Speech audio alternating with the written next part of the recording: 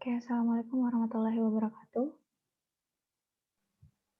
Waalaikumsalam warahmatullahi wabarakatuh. Ya, selamat pagi. Minggu ini kita ketemu lagi dengan langsung masuk ke materi pertama. Ini teman-teman yang lain masih ada yang belum bergabung ya? Ya, ketua kelas tolong diinfokan ya untuk teman-teman yang belum bergabung. Bisa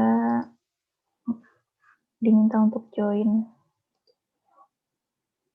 Oke, slide saya terlihat? Belum, masih belum. Sudah, Bu. Sudah, Bu. Sudah. Oke.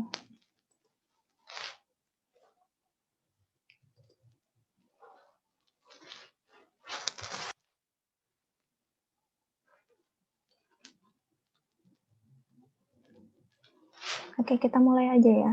Teman-teman yang lain bisa menyusul. Jangan lupa untuk isi presensinya. Oke, pagi ini kita membahas tentang pengantar basis data terlebih dahulu. Bismillahirrahmanirrahim, kita mulai ya. Oke, tim teachingnya ini ada 3 dosen, Pak Dwi, Pak Yunus, dan saya sendiri. Untuk saya nanti akan mengajar teorinya saja.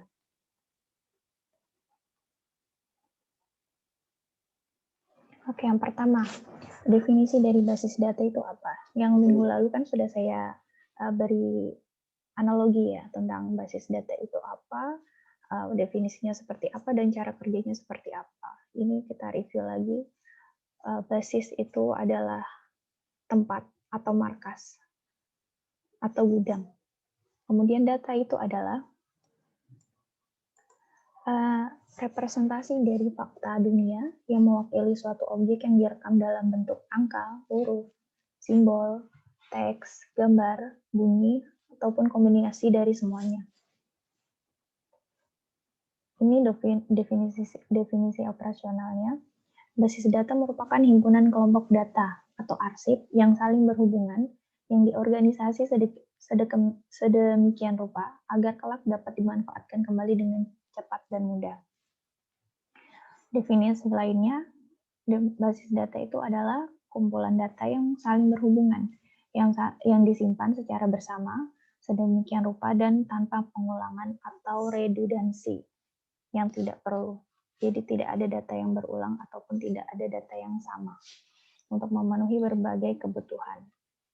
Dan yang terakhir, basis data adalah kumpulan file, tabel, arsip yang saling berhubungan yang disimpan dalam media penyimpanan tertentu. Jadi di sini ada beberapa kata yang berulang seperti berhubungan. Jadi data-data dalam basis data ini saling berhubungan, berkaitan satu sama lain, sehingga ketika nanti kita ingin memanggil satu data, kita hanya memerlukan sebuah query, sehingga kita bisa melihat data yang kita inginkan. Oke, ini analogi yang kemarin ya. Jadi cara kerjanya basis data ini mirip sekali dengan lemari arsip. Jadi dalam lemari arsip ini ada kumpulan-kumpulan file, kumpulan-kumpulan map, ya, dimasukkan ke dalam lemari arsipnya berupa rak-rak itu. Biasanya dalam satu rak itu dinamai dengan berkas-berkas tertentu, jadi tidak mencampur satu sama lain ya. Kemudian yang basis data, ya disknya ini adalah lemari arsipnya.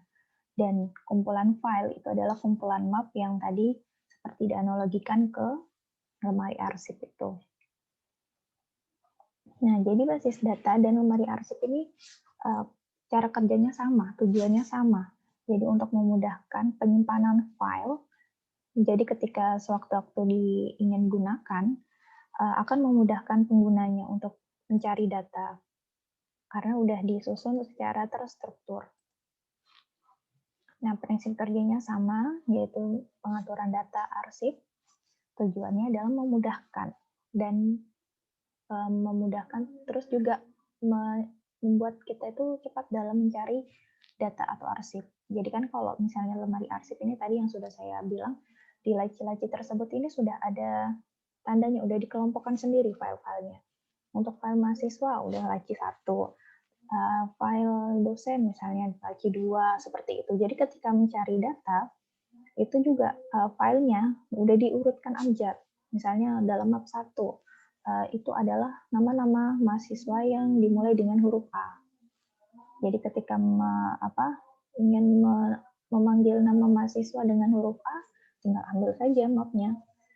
Dan lacinya udah disendirikan juga. Jadi membuat cepat. Beda dengan kalau kita mau menyimpan data atau arsip itu tidak terstruktur, kita akan membongkar semua file tersebut kan. Jadinya tidak efisien, tidak cepat kalau mencari data.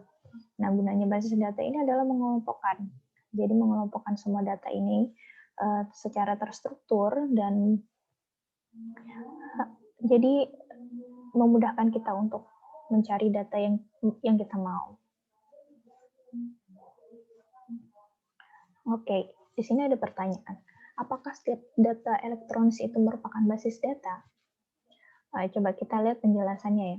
Di dalam Badan Administrasi Kepegawaian di PT XYZ selalu menggunakan komputer, yaitu aplikasi Microsoft Word dan Microsoft Excel untuk mencatat data-data kepegawaian, organisasi, dan penggajian. Bisa nggak sih kalau PT XYZ ini telah menerapkan basis data? Jawabannya, ya belum tentu, karena dalam pengelolaannya belum tentu dapat pemilahan dan pengelompokan data sesuai jenis, fungsi, dan datanya itu. Jadi belum tentu dalam pendataan dari pegawai-pegawainya ini ada pengelompokan dan pemilahannya. Jadi contoh pemilahannya adalah di sistem akademik. Ada data mahasiswa, ada data dosen, ada data mata kuliah, dan data perkuliahan.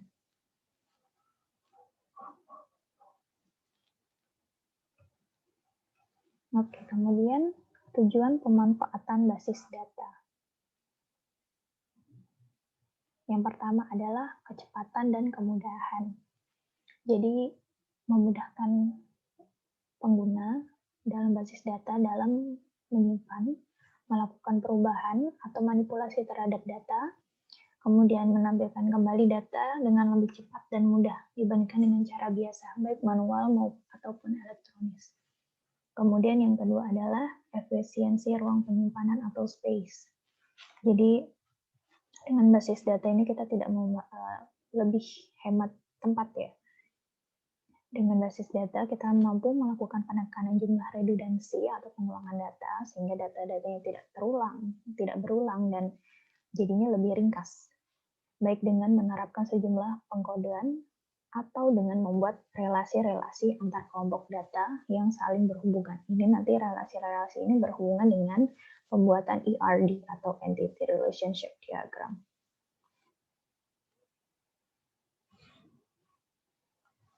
Oke, yang ketiga adalah keakuratan atau accuracy.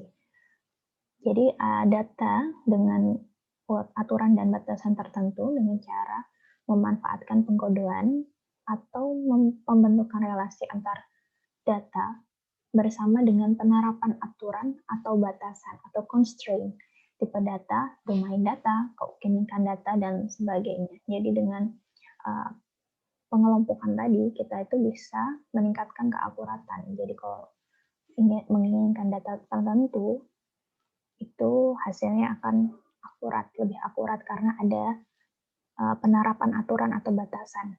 Kayak dibuat perbedaan tipe datanya, domain data, kemudian keunikan data, nanti ada kalau kita membuat ERD itu ada primary key, dan sebagainya. Kemudian ada ketersediaan atau availability.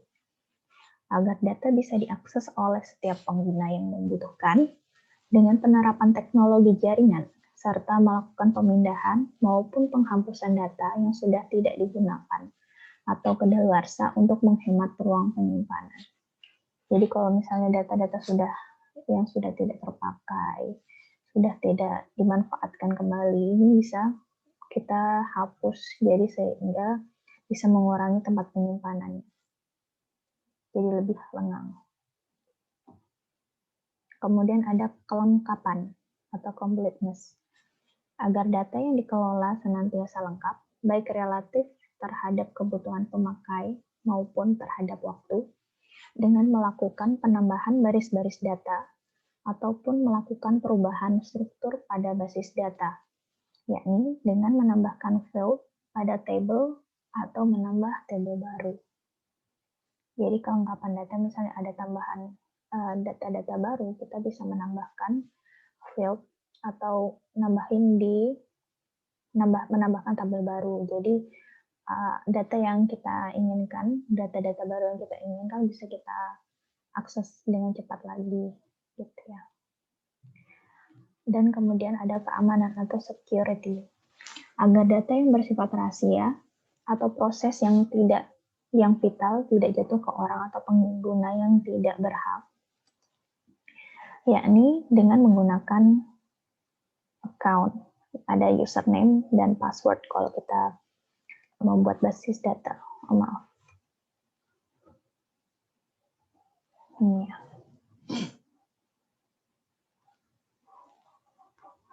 Serta menerapkan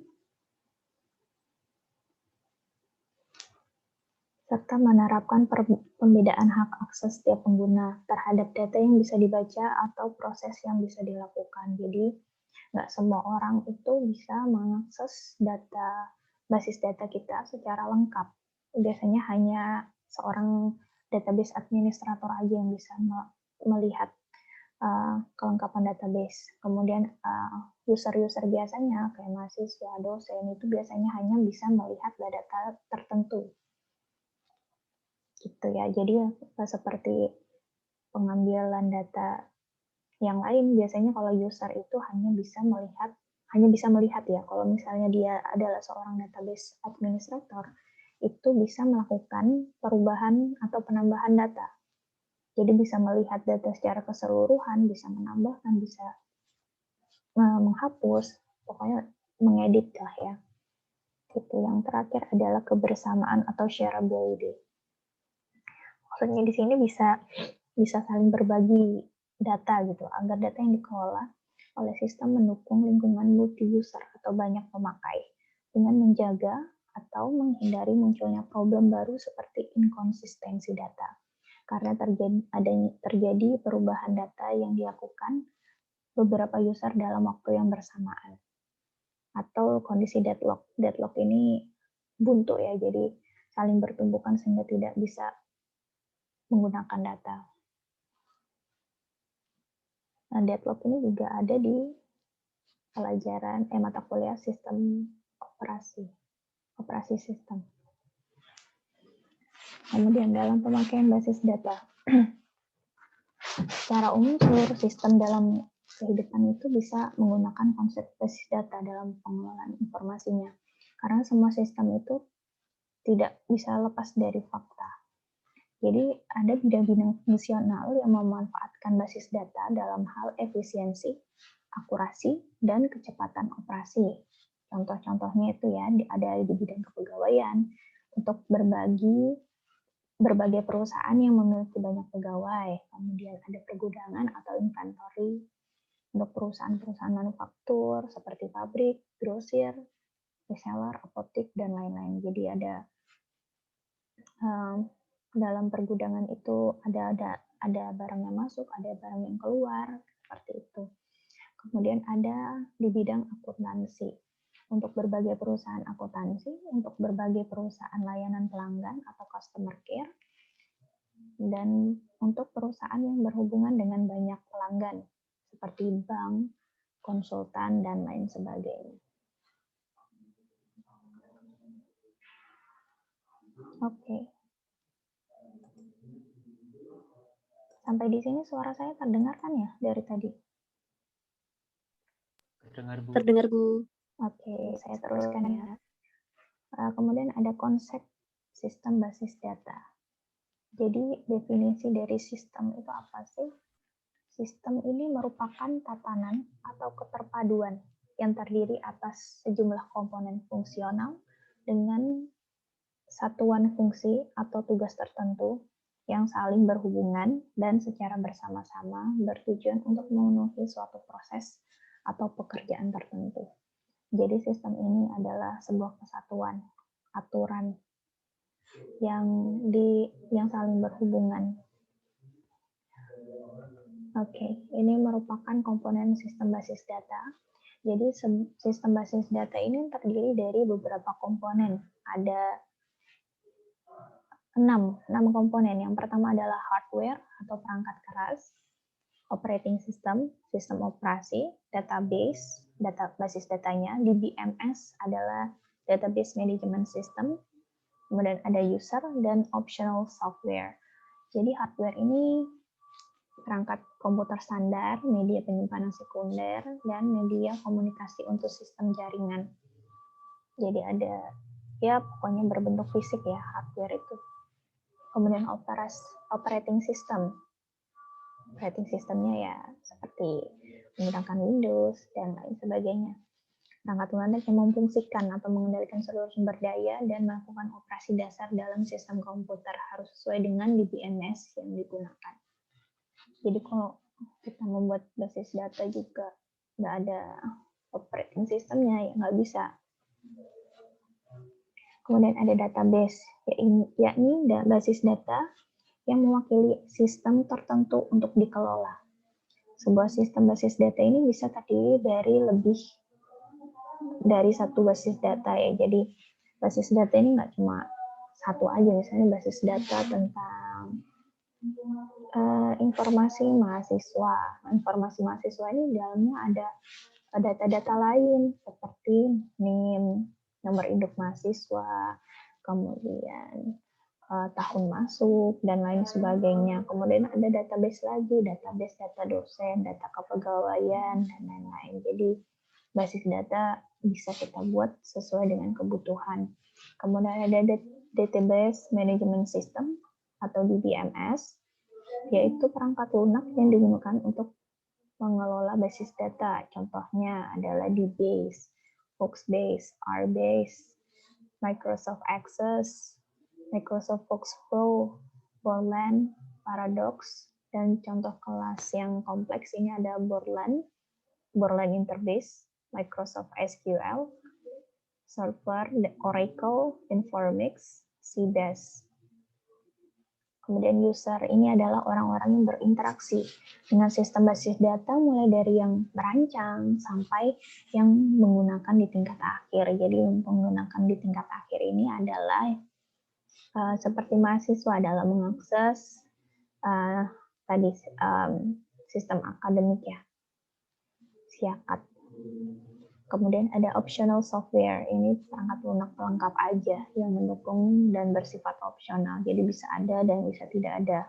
Tapi komponen-komponen yang lain ini pasti ada, harus ada sih.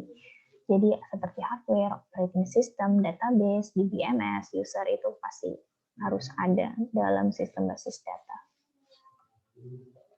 Kemudian ada abstraksi data. Abstraksi data ini apa? Abstraksi data ini merupakan tingkatan ataupun level dalam bagaimana melihat data dalam sebuah sistem basis data. Seperti yang tadi sudah saya bilang, jadi tidak semua orang bisa mengakses basis data yang kita miliki. Ada pembatasan atau constraint. Nah, jadi ada tiga level dalam abstraksi data. Yang pertama adalah level fisik atau physical level. Yang kedua adalah level konseptual, dan yang ketiga adalah level view level ya. Jadi kalau level fisik ini adalah orang yang bisa mengedit tadi yang seperti saya bilang, kalau misalnya semua orang user yang bisa melihat semua data, mengedit, memanipulasi, itu adalah dalam tingkat physical level. Jadi dia itu bisa merepresentasikan data sebenarnya secara fisik dalam bentuk teks sebagai angka ataupun bahkan dalam bentuk kumpulan big data. Oke. Yang kedua adalah conceptual level. Jadi level yang ini menggambarkan data apa yang disimpan dalam database dan menjelaskan bagaimana hubungan antar datanya secara keseluruhan. Jadi dalam tingkat konseptual ini, seorang pengguna dapat mengetahui bahwa data mahasiswa disimpan pada tabel mahasiswa, tabel KRS, ada tabel transkrip dan lain sebagainya. Jadi ini bisa dipakai oleh seorang database administrator atau DBA. Kemudian yang terakhir adalah view level. Jadi ini hanya bisa melihat, tidak bisa mengedit dan lain sebagainya. Jadi level yang tertinggi yang hanya bisa melihat sebagian saja dari keseluruhan database sesuai dengan kebutuhan pengguna. Misalnya di bagian keuangan hanya membutuhkan data keuangan. Jadi yang digambarkan dari sistem database-nya ini cuma ya data keuangan yang dia minta saja. Begitu juga dengan bagian akuntansi, hanya membutuhkan bagian data akuntansi saja. Jadi semua pengguna database ini membutuhkan seluruh informasi yang terdapat dalam database tersebut. Oke, kita lihat ilustrasinya dari gambar ini. Yang mana yang bagian physical level? Ada yang bisa menjawab?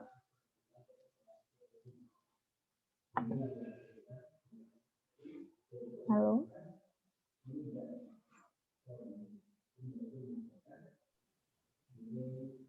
Mohon maaf Bu, izin menjawab. Ya, siapa? Silakan. Ahmad Buyung. Oke, Mas Ahmad, gimana Mas? Yang physical level yang mana Mas? Untuk physical level itu terdapat pada bagian file-file yang disimpan di database yang berada di internal. Oh ya, benar. Kalau kita lihat ya, ini adalah physical levelnya. Kalau yang konseptual, itu mulai dari mana? Ya, pada bagian konseptual. Oke. Kalau yang view, Mas? Pada bagian atas yang view 1, view 2, dan view 3. Betul. Yang ditampilkan ke user. Iya, betul. Yang hanya bisa ditampilkan oleh user yang diperlukan ya. Ini konseptual level, dan ini adalah view level. Oke, yang lain sampai sini paham?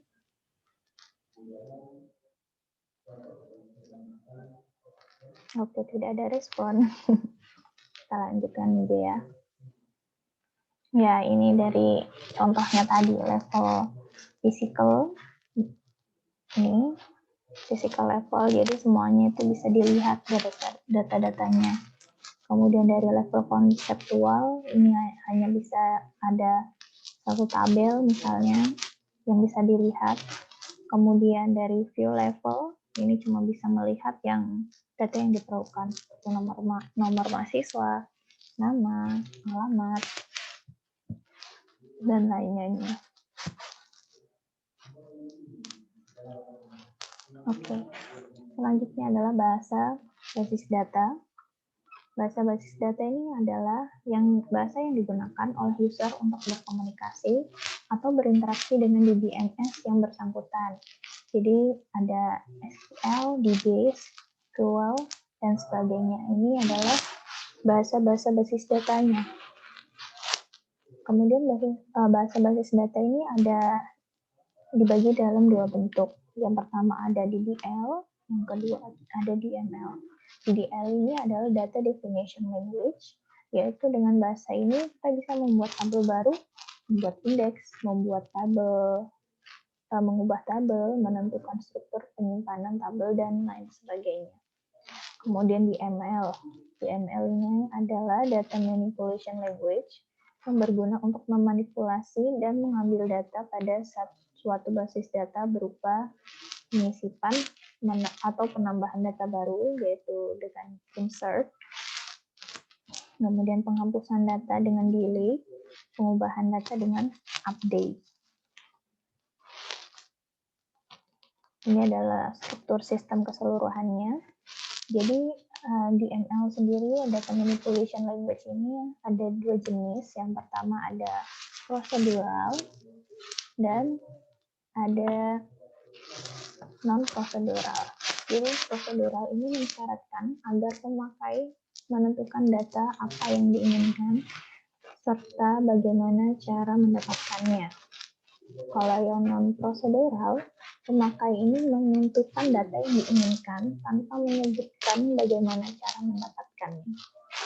Jadi sebuah DBMS umumnya ini memiliki jumlah komponen fungsional atau modul-modul seperti file manager, database manager, dan query processor.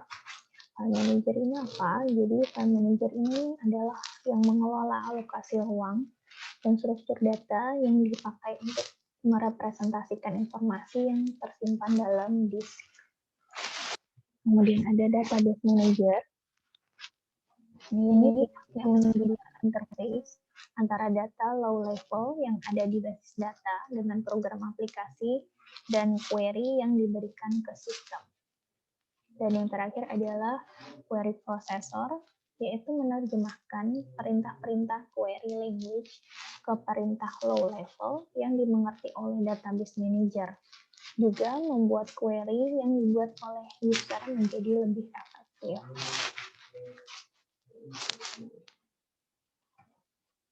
Kemudian ini ada DML precompiler ini. Tugasnya adalah mengkonversi perintah DML dan berinteraksi dengan query processor. Kemudian ada DDL compiler yang mengkonversi perintah-perintah DDL ke sekumpulan tabel yang mengandung metadata. Metadata itu adalah data yang mendeskripsikan data sesungguhnya. Oke, sampai di sini ada pertanyaan.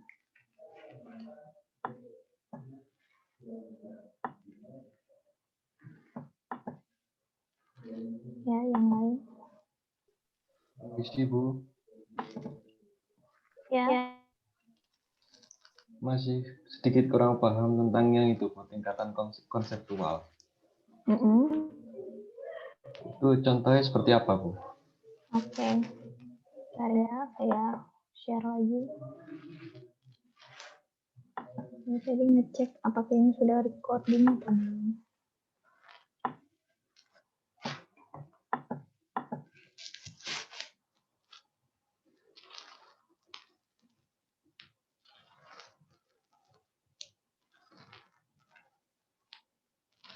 Oke, konseptual ya Mas ya. Kalau dari definisinya ini, dia cuma disimpan dalam database yang menghubungkan bagaimana hubungan antara data secara keseluruhan. Jadi, ini contohnya. Jadi kalau misalnya kita tadi, sebentar, saya slideshow aja. Jadi di dalam konseptual level itu, user atau pengguna ini cuma bisa melihat, misalnya dalam tabel data nomor mahasiswa ini tersimpan di tabel mana aja, seperti itu. Kalau yang tadi di level internal, kita bisa melihat datanya secara keseluruhan dengan lengkap. Kalau konseptual, kita cuma bisa melihat nomor mahasiswa itu di tabel mana aja. Misalnya nomor mahasiswa ada di tabel data mahasiswa, data KRS, data KHS, seperti itu. Sampai di sini paham? Hanya bisa melihat ya, Bu ya? Kalau ini kan tingkatan levelnya ya. Jadi kalau misalnya yang level internal ini kita bisa melihat data secara keseluruhan. Nah, kalau level konseptual ini kita bisa melihat hubungan antara tabel. Jadi misalnya data nomor mahasiswa itu ada di tabel mana aja, dia berhubungan dengan tabel mana aja. Nah, kalau yang user level kita meminta data apa, nanti yang keluar cuma itu. Jadi keluar cuma data yang dibutuhkan aja, nggak secara keseluruhan. Paham tidak? Paham, Bu. Oke. Ada tambahan lagi mungkin Mas tadi yang jawab siapa, Mas Ahmad? Ada tambahan, Mas? Bisa menjelaskan ke Mas Erwanda? Mungkin pada level konseptual ini sudah menggunakan bahasa query mungkin, Bu. Jadi sudah di coding. Ada ya relationship diagramnya juga udah jelas. Di mana data yang ingin ditampilkan ke user nanti dilakukan relasi antar data. Benar. Jadi ketika pembuatan ERD, Entity Relationship Diagram, ini kan nanti ada hubungan-hubungan antara misalnya data mahasiswa dengan data KHS itu apa aja. jadi yang jadi primary key apa aja gitu. Jadi misalnya nomor mahasiswa yang jadi primary key karena dia bersifat unik, tidak ada yang sama, dijadikan primary key. Kemudian dihubungkan dengan tabel KHS tadi ya. Jadi tabel mahasiswa dengan tabel KHS itu memiliki relationship, berhubungan antara nomor mahasiswa dengan nomor mahasiswa yang ada di KHS. Seperti itu. Oke, ada pertanyaan lain? Baik, terima kasih, Bu. Ya, sama-sama, Mas. Yang lainnya sudah jelas semua? Saya izin bertanya, Bu. Ya, silakan. Pertanyaannya adalah pada abstraksi data di level fisik, apakah seorang database administrator itu hanya menginputkan data tanpa normalisasi atau sudah dinormalisasikan terlebih dahulu baru diinputkan ke dalam DBMS? Atau bagaimana? Oke, jadi data normalisasi itu seorang DBA itu sudah menormalisasi semua data, jadi tidak ada data lagi yang redundan atau pengulangan data. Gitu. Jadi semua data yang diakses nanti, seperti yang tadi ada mahasiswa dengan nomor mahasiswa, tidak ada lagi data-data yang saling redundan, itu pengulangan. Jadi jadinya tidak efisien kan. Jadi ketika kita mau akses data yang diminta dengan query apa, yaitu yang akan ditampilkan. Sudah tidak ada lagi nomor mahasiswanya itu ada 2. Gitu. Jadi kalau misalnya dalam level physical ini adalah semua data-data yang ada di database itu kan.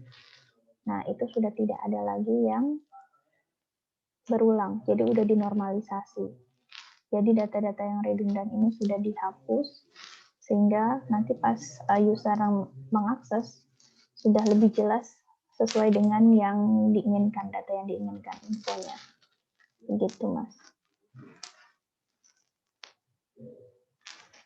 Baik, Bu. Terima kasih atas jawabannya. Ya, sama-sama. Yang lainnya?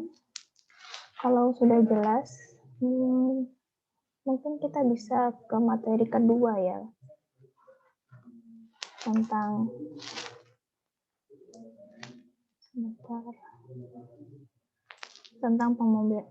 pemodelan data. Karena ini materinya sedikit, kita masih punya waktu 1 jam. Setelah itu mungkin minggu depan tidak ada kuliah sinkron, tapi ada tugas terstruktur.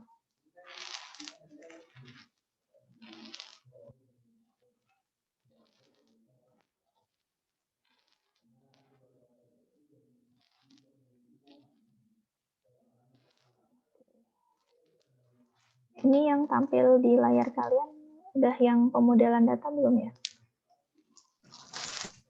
Belum, Bu. Belum, Bu. Ayo bentar ya.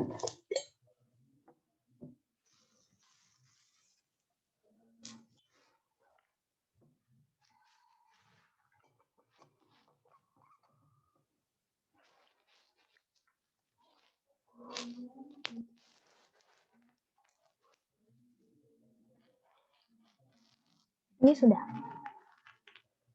Sudah, Bu. Oke.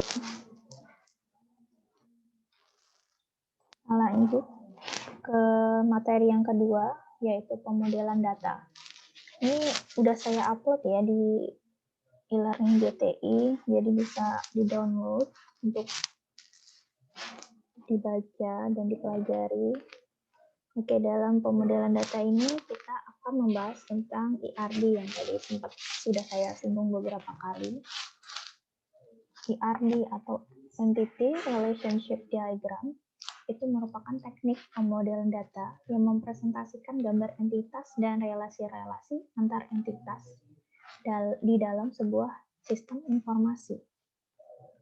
Jadi IRD ini ada 2 komponen. Yang pertama adalah entitas atau entity, yang kedua adalah relasi atau relationship yang dideskripsikan lebih detail dengan sejumlah atribut atau properti. entitas. Bentar, ini gambarnya tidak tepat. Jadi entitas ini merupakan objek yang mewakili sesuatu dalam dunia nyata, baik secara fisik maupun secara konsep. Contohnya yang fisik itu adalah mobil, rumah, manusia, pegawai, dan lain sebagainya. Secara konsep ada departemen, pekerjaan, mata kuliah, dan lain sebagainya. Kemudian setiap entitas ini memiliki atribut yang mendeskripsikan karakteristik dari entitas tersebut. Jadi notasinya adalah kotak. Kotak dengan di dalamnya adalah nama entitas.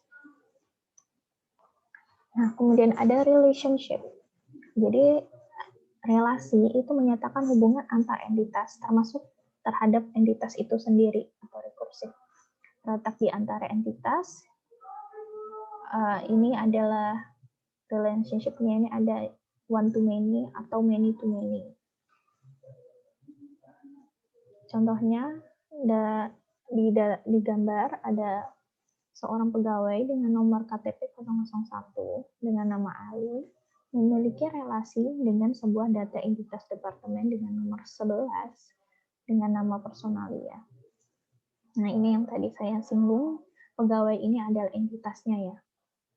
Departemen ini juga entitas. Kemudian ini adalah atribut-atributnya. 001 dan seterusnya. Ali, Aminah, ini adalah atribut. Ini juga. Nah, Ali ini atribut Ali yang memiliki relationship dengan departemen nomor 11 dengan nama personalia. Oke, kita bahas lebih lanjut yang lainnya. Nah, dalam ini contoh IRD perusahaan, jadi ada entitas. Bentar, saya kasih laser. Nah, ini ya. Entitasnya ini ada apa aja?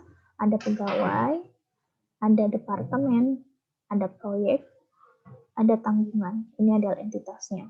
Kemudian yang oval kecil-kecil ini adalah atribut. Atribut, ini atributnya ya. Atribut, semuanya atribut yang oval. Oke, terus yang ini, garis ini adalah relationship-nya. Relationship untuk bekerja untuk ini ke departemen.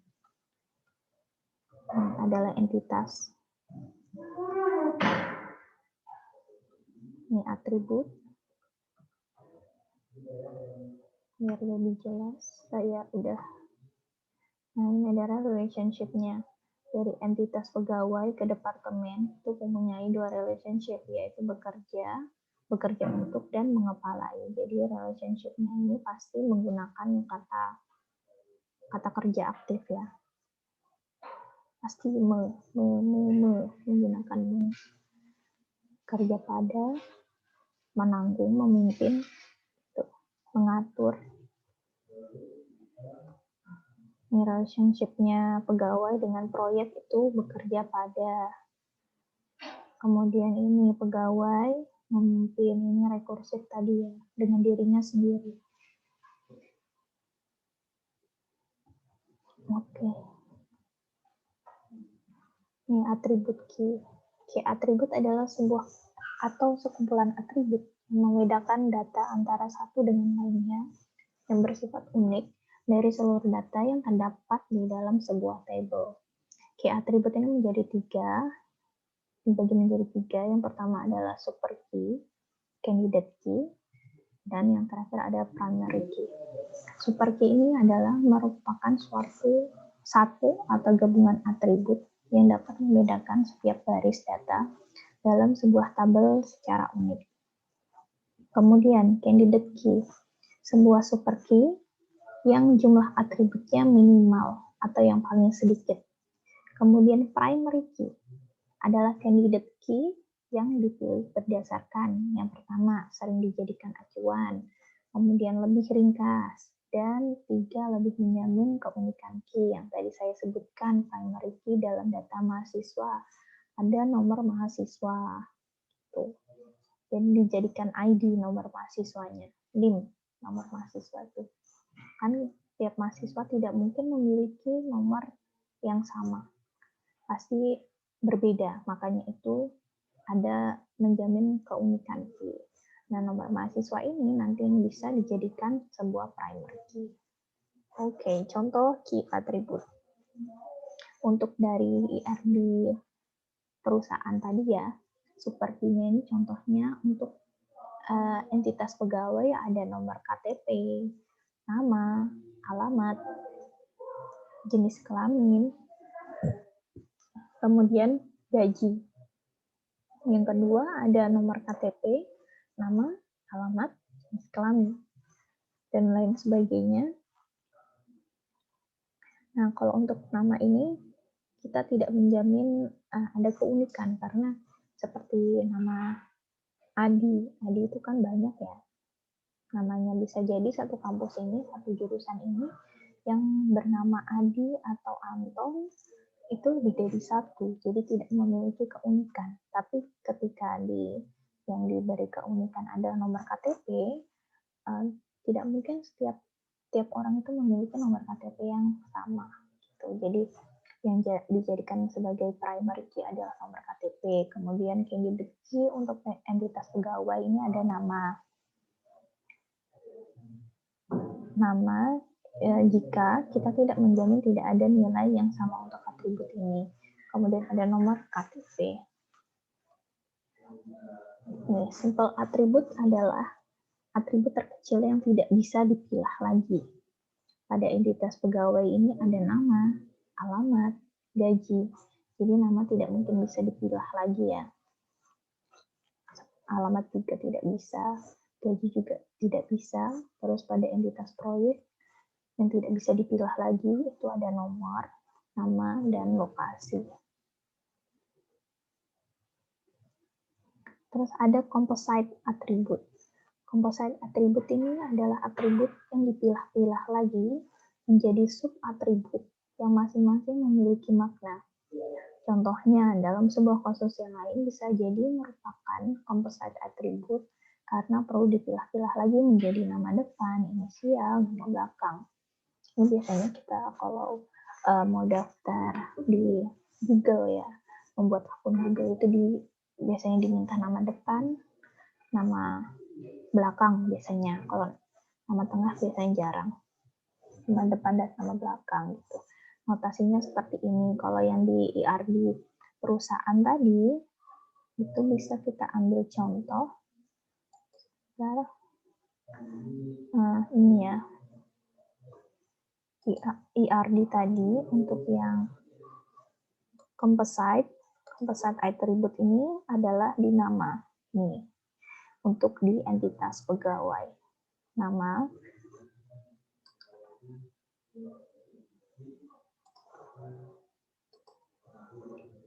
iya nih untuk composite attribute ini ada nama.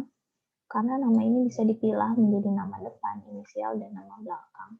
Seperti kita tadi menggunakan, jika ingin membuat akun Google, biasanya kan diminta nama depan dan nama belakang, atau family name gitu ya. Kalau ngikutin yang luar negeri itu kan biasanya ada nama depan, first name and surname. Surname itu nama keluarga biasanya. Oke, kita lanjutkan.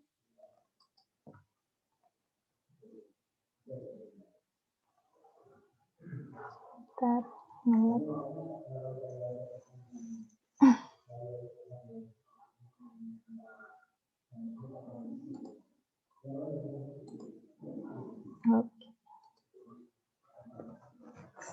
Ada single value attribute. Single value attribute ini merupakan atribut yang hanya memiliki sebuah nilai untuk sebuah data tunggal. Jadi atributnya ini cuma punya data tunggal, tidak bisa dibagi-bagi, tidak bisa dipecah lagi. Contohnya ini ada di relasi antara pegawai dengan departemen. Jadi pegawai ini ada relasi mengepalai, itu ada tanggal mulai.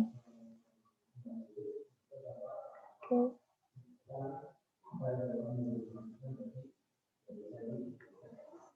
Jadi atributnya hanya memiliki sebuah nilai dan satu data tunggal. Ya, jadi entitas pegawai ini cuma memiliki satu tangan. Untuk relasi mengepalai sama departemen, ini cuma ada satu data tunggal, yaitu tanggal mulai.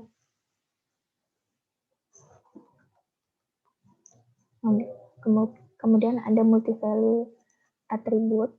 Multi-value atribut ini merupakan atribut-atribut yang bisa memiliki lebih dari satu nilai yang jenisnya sama dari sebuah data tunggal. Contohnya, atribut pada lokasi pada departemen, pada entitas departemen. Notasinya oval, double oval ya. Kemudian nama atributnya di tengah. Kemudian ada mandatory atribut. Mandatory atribut merupakan atribut yang harus berisi data yang ada nilainya, tidak boleh kosong atau not null.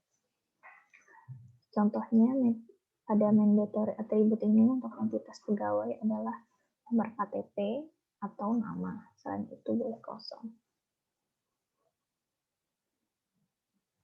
Ya, jadi nomor KTP dan nama ini tidak boleh kosong, tidak boleh bernilai 0. Yang lainnya bisa kosong. Terus ada derived atribut atau atribut turunan. Derived itu turunan. Derived atribut atau atribut yang nilai-nilainya diperoleh dari penggolongan atau dapat diturunkan dari atribut atau tabel lain yang berhubungan. Contohnya ini dalam atribut jumlah pegawai pada entitas departemen.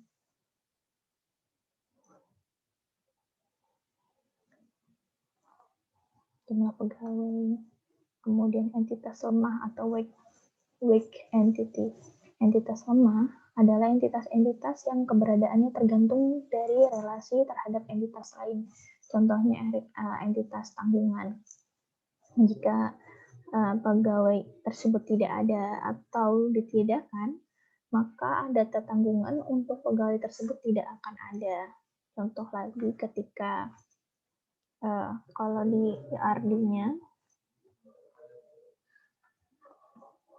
data tanggungan ini berhubungan dengan nama, jenis kelamin, tanggal lahir, dan hubungan. Kalau misalnya tidak ada data ini, ya tidak ada masalah dengan entitas kepegawaian. Gitu. Jadi makanya dia dinamakan entitas lemah atau weak entity. Nah, kemudian untuk yang ini, jumlah pegawai, derived atribut itu ada di jumlah pegawai. Ya, di sini. Atribut turunan.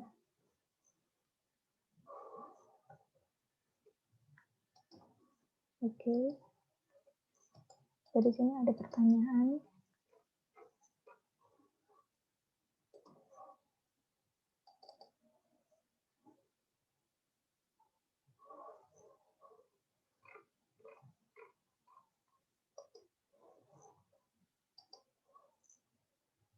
Ini gimana? Ada pertanyaan? Untuk minggu depan kita tidak ada kuliah sinkron dulu. Nanti saya akan berikan tugas di GTI Learning. Silakan nanti minggu depan dicek. Jika ada tugas, mohon untuk dikerjakan tepat waktu. Jika terlambat, tidak bisa lagi submit. Oke, nanti tugasnya saya minta membuat IRD. Oke, tidak ada pertanyaan.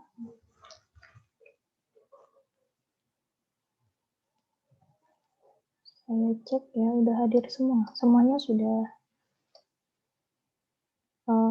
melakukan presensi.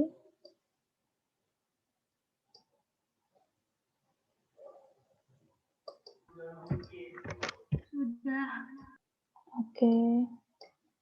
Untuk selanjutnya nanti kalau ada kuliah sinkron, mungkin kita mulainya jam 8.15 aja ya, karena tadi jam 8 belum ada, masih sedikit yang bergabung. Bentar.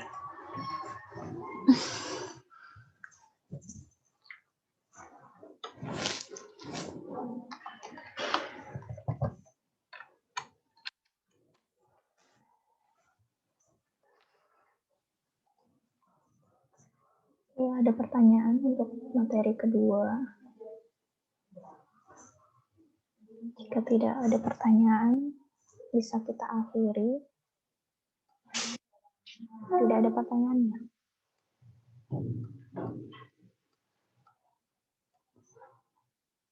Ya, tidak ada pertanyaan. Oke, terima kasih untuk perhatiannya. Tetap sehat, jaga kesehatan kalian semua. Silakan mempelajari materi selanjutnya dan bersiap untuk tugas minggu depan. Mohon siap ada tugas, dikerjakan tepat waktu sesuai dengan jadwalnya yang sudah saya tentukan nanti. Kemudian presensinya kalau kuliah sinkron aja atau setiap minggu harus presensi dari akademik disuruhnya?